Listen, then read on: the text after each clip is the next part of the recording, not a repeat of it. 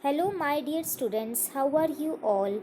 In our last video, we started with chapter number 12, Chemical Effects of Electric Current, in which we studied about electricity, what are electric charges, that is positive and negative charge, and how to charge the different methods of charging bodies, and how to detect a charge on an object using electroscope. Now we will move ahead in the chapter. What is electricity or electric current? So, electricity is a form of energy that can be easily changed to many other forms. It can also be defined as flow of electrons or flow of charge in a circuit. Electricity can be generated, stored, and distributed easily. And as it is said, it can be converted into other forms of energy such as heat, light, sound, and mechanical energy. And based on this, we have many practical applications of electricity in our daily life.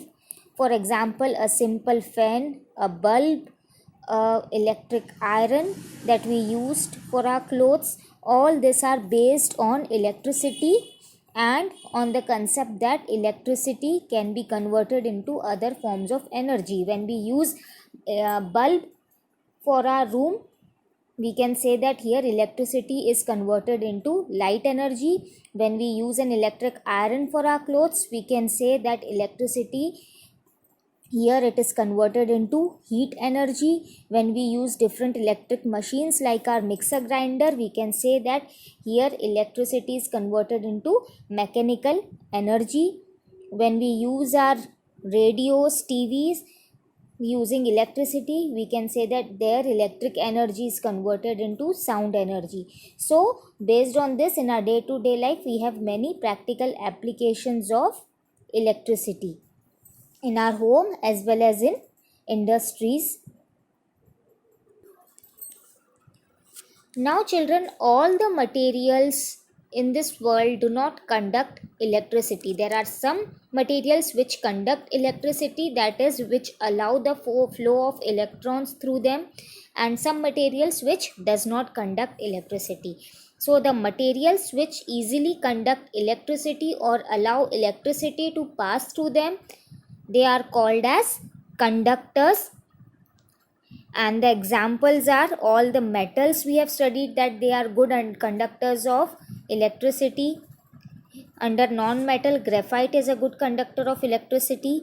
Okay, so when we pass electricity through them, they allow electric current to flow through them. Some materials which do not allow electricity to flow through them, they are called as insulators. Example, rubber, wood, glass, plastic, air, etc.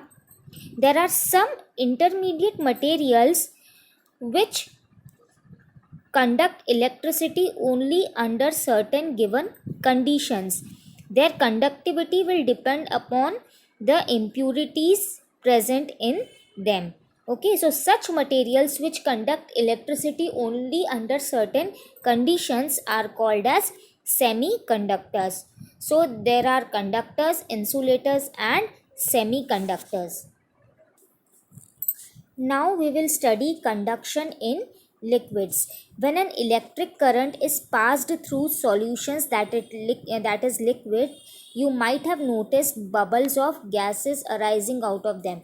This is due to the occurrence of chemical changes or chemical reactions in them. There are other changes as change in color of solution or precipitation or change in temperature of a solution. These all are observed when we pass electricity through some solutions, and these are observed due to the chemical reactions. Okay, so some of the solutions, that is some of the liquids, are able to conduct electricity through them, and due to this chemical reactions take place in them. Now children, all the liquids do not conduct electricity through them, because in order to conduct electricity, we have said that electricity is the flow of electrons. So In order to conduct electricity, the solution or the material must have a large number of mobile electrons so that they can flow from one atom to another. So, a solution which will have a large number of mobile electrons will conduct electricity, whereas the solutions or materials which do not have any mobile electrons, they will not conduct electricity. So, electrical conductivity is the ability of a substance to allow the flow of electric current. So, a substance may have good conductivity, whether it is a solid or a liquid. A liquid with good conductivity is called an electrolyte. Okay, so what is an electrolyte? Electrolyte is a liquid which has a good electrical conductivity, and the one which is incapable of conducting electricity are called non-electrolytes. See children, here are some electrolyte and non-electrolyte. Distilled water do not have any mobile electrons. So when we pass electricity through distilled water, it will not be passed. Whereas tap water have impurities in them, have some salts and minerals in them, due to which tap water have mobile electrons and hence it will conduct electricity. So these all are electrolytes, and these all distilled water, sugar solution, spirit, acetone, benzene, they all are non-electrolytes. So children, non-electrolytes will not conduct electricity as they do not have any mobile electrons in them. There is activity also given in your book to test different liquids whether it is a electrolyte or a non-electrolyte. What you have to do is you have to take liquids in different beaker and just connect a battery terminal, a battery setup in that liquid, attach a bulb to it, and if the liquid is an electrolyte, the bulb will glow, that is electricity will pass through the liquid and the bulb will glow. And if that liquid is a non-electrolyte, battery will not work and hence the bulb will not glow in non-electrolyte. Now children, sometime it may happen that the liquid will conduct electricity, but the amount of electric current produced is not strong enough to glow the bulb. So in this case you can use a LED, that is a light emitting diode, in place of bulb. So this is because LED can glow even in a weak current. See, electrical conductivity of water. Water that is not in the pure form becomes a good conductor of electricity because of the presence of impurities. It is always advised that while handling electrical appliances, we should ensure that our hands and feet are not wet so that electric current does not pass through our body and we do not get an electric shock. So this is the reason why we are asked not to touch the switches with our wet hands, because water, the normal tap water, is a good conductor of electricity. Many liquids are good conductors of electricity. Several acids and bases, when dissolved in water, become good conductors of electricity. Examples are lemon juice, vinegar, aqueous sodium chloride and aqueous potassium chloride. Then, although distilled water does not conduct electricity, ordinary tap water is a good conductor, and this happens, as I explained, because the dissolved salt in the tap water increases the conductivity of water. So for an electric current to flow, charged particles should move freely. These particles are also known as charge carriers since they carry charges. In metals, the charge carriers are electrons, and in liquids, the charged particles are ions, which are negatively or positively charged atoms. That means in an atom, as we have said, when electrons goes out of the atom, it becomes positively charged ion, and when an electron will add up to an atom, it will become positively charged ion. Now children, we will study what is electrolysis. Electrolysis is a chemical effect of current. So when an electric current is passed through any conducting liquid, a chemical reaction takes place. This chemical reaction is known as electrolysis. So electrolysis is the process in which an electric current is passed through a liquid, causing a chemical reaction to take place. And because of this chemical reaction, the solution breaks up into its two parts. So, for example, if electricity is passed through water, water will breaks up into its constituents, that is hydrogen and oxygen. Since water H2O formula, it is made up of hydrogen and oxygen. So when electricity is passed through water, it breaks up into its constituents, that is hydrogen and oxygen, and this process is known as electrolysis. And the solutions which conduct electricity through them, they are known as electrolytes. Okay, so the process by which a substance is split into its constituents when electric current is passed through it, it is called as electrolysis. Now children, the electrolysis of metallic solution is useful in coating metals on object and in refining or purifying metals. So for the process of electrolysis, first we will need an electrolyte, that is a conducting liquid. Second, we will need two solid electrical conductors such as metal or graphite rods, and these conductors are called as electrodes. So electrodes are dipped in the two electrodes are dipped in an electrolyte. Now the wire connects the two electrodes to a battery. The electrolyte will enable the flow of current and will complete the electric circuit. The electrode connected to the battery's negative terminal will be called as a cathode, and the electrode which will be connected to the battery's positive terminal will be called as a anode. Now a cathode will carry electrons from the battery to the electrolyte. Okay, so because it is connected to the negative terminal, it will have electrons, so it will carry these electrons from the battery to the electrolyte. And the anode, it is connected to the battery's positive terminal, so it will carry electrons from the electrolyte. It will collect electrons. Since it is positively charged, it will be attracted towards the electrons, so it will carry the electrons from the electrolytes back to the battery. So this cycle will continue, okay, collecting electrons from the battery and giving it to the electrolyte, and then from electrolyte back to the battery. See children, in this diagram it is clear. Anode, the metal electrode which is connected to the positive terminal of the battery, termed as anode.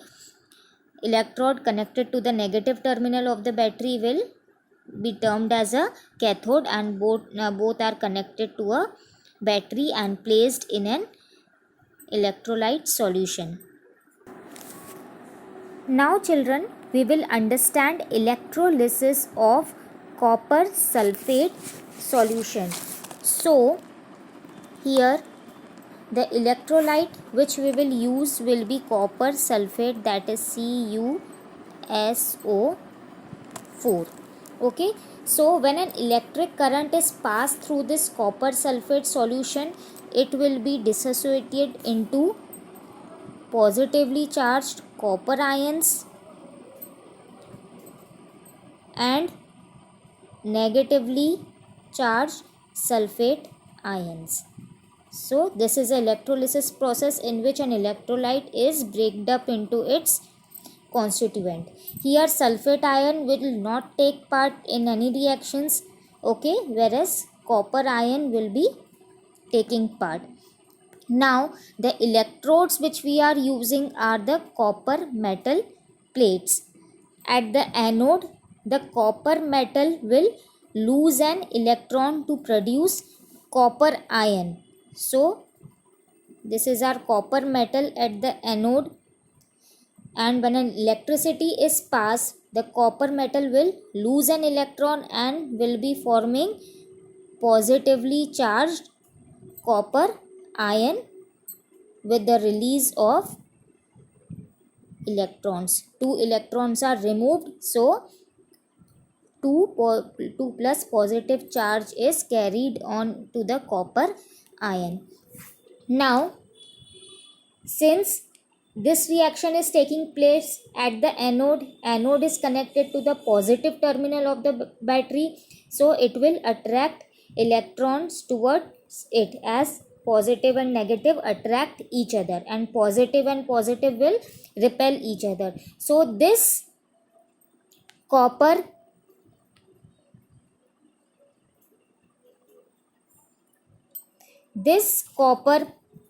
ion that is positively charged will be repelled and it will be moved to the cathode, where this positive charge copper ion will gain electron again and will be converted as copper metal and deposited on the copper plate. Okay, so from the anode, copper ion which is positively charged will be moved towards the cathode, and at the cathode they will again gain the electron because cathode is rich in electron, and this will be deposited on the copper metal. Now, to make up for the loss of copper from the solution, copper is lost, equal amount of copper will go into the solution from the anode. Okay, in this manner copper from the anode will dissolve into the solution till the entire copper anode gets dissolved. Copper keeps on depositing on the cathode, and the above mentioned process, it is used in the purification of impure copper metal. Okay, so copper ion will move from the anode and will be deposited on the cathode till full anode is used up in this process. So children, what actually happening is copper sulfate is dissociating into positively charged copper ion and sulfate ion, and copper metal is also dissociating into copper ion and giving up electrons. So there are two ways in which copper ion which are positively charged are going. Okay, so in the electrolyte, that is CuSO4, which is dissociating into copper ion, it is going to the cathode, and to make up the loss of copper ion from the electrolyte, what is actually happening is from the anode again the copper ion is coming back to the electrolyte, so that electrolyte is not deficient of copper ions. So anode is giving copper ions to the electrolyte and the electrolyte is giving copper ions to the cathode. So this is the electrolysis of copper sulfate solution. Now we will understand electroplating. Electroplating is one of the chemical effects of electric current. Electroplating is a chemical process using which a metal is coated with a layer of another desired metal when the electricity is passed through it. So electroplating is done to make the metals shiny, or it is done over the articles made up of iron to make iron shining and prevent iron from getting rusted. So if you remember children, electroplating was one of the way to prevent corrosion, in which I have explained you that by passing electricity, one metal is coated over another metal to prevent corrosion. So you can see the wheel rims, the handles of cycle, the tab, why they are shiny? Because they are electroplated. Another shiny metal is electroplated on them. Now the process of electroplating, a metal salt solution, that is a electrolyte, is taken in a container. Salt of metal is chosen which is to be coated over another metal. Okay, so the salt of the metal which has to be coated over another metal is chosen, and the metal to be coated is dipped in the solution and connected to the negative pole of the battery, and metal for desired coating is connected to the positive terminal of the battery. Now when an electric current is passed through the solution, metal from the anode is dissolved in the salt solution. So it is same as the process of electrolysis. From the anode, the metal is dissolved in the salt solution and will be deposited over the negative pole, that is cathode. Thus coating of desired metal is obtained on another metal. So here also the concept used is same as in electrolysis, and electrolyte is used. Okay, so in your book it is explained using silver. Electroplating of silver is explained. So in electroplating of silver, silver nitrate is dissolved in water, which is used as an electrolyte.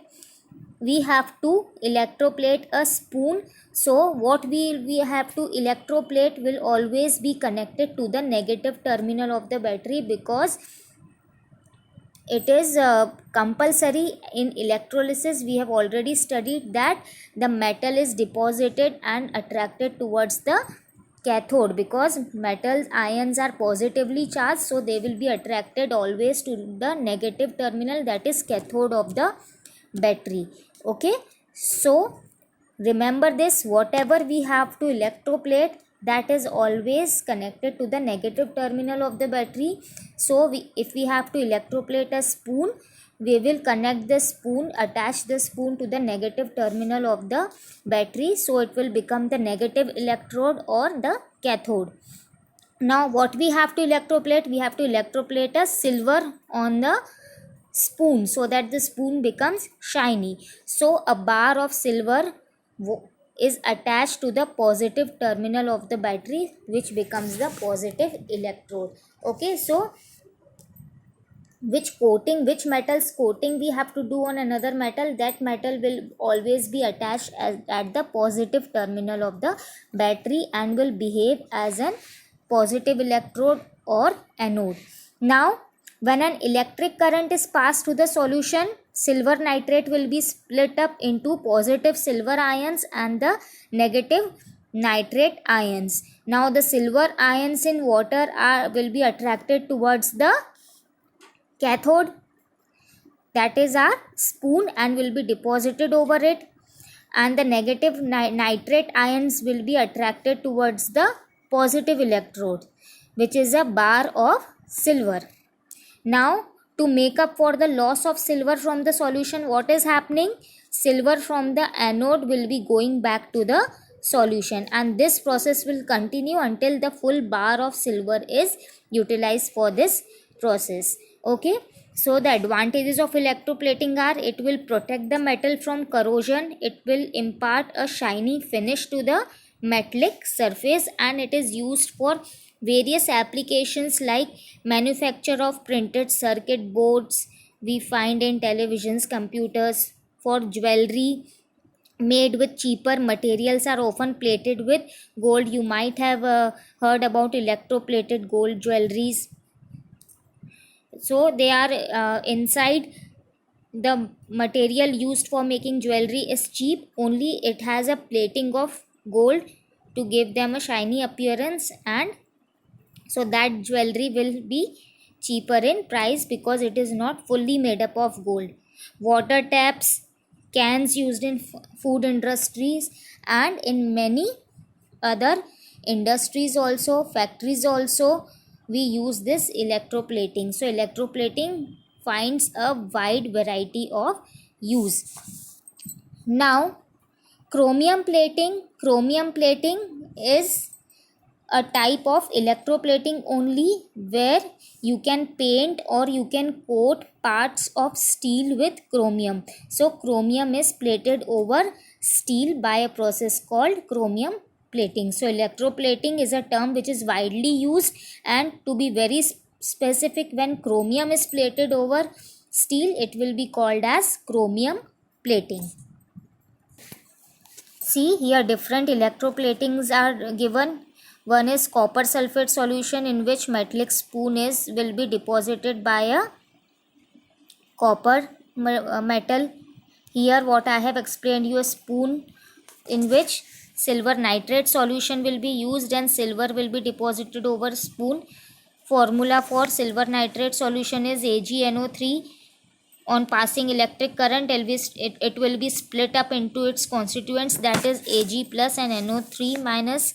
So Ag, that is silver ion, which is positively charged, will be attracted towards cathode and will be deposited on spoon, and nitrate, which is negatively charged, will be attracted towards anode, that is the silver ball.